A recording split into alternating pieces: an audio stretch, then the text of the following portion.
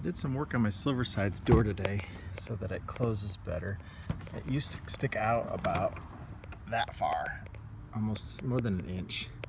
And now I got it so it's real close. And when you latch it, it's not going over center, but it's close. When you latch it, it pulls it in real tight.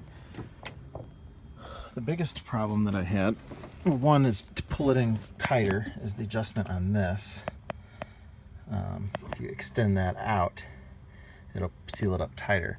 And then on mine, the bracket for this bar right here, where it attaches to the floor in here, it was moving a good ½ inch, 3/4 of an inch left and right.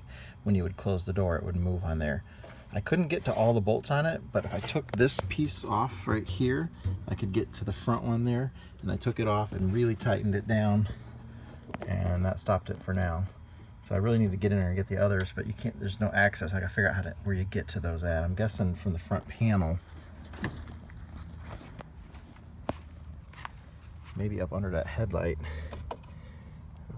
Otherwise, if that panel where the headlight is comes off, it's up under there.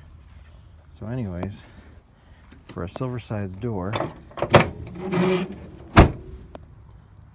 real happy with that. It's nice and tight, and the top, it just sticks out just we're 1/4 inch off. It's actually kind of touching here. And this pin on this hinge is worn. I might have to see about taking that apart and making a new bushing for it that would move it over just a little bit, but I'm real happy with it's working better now.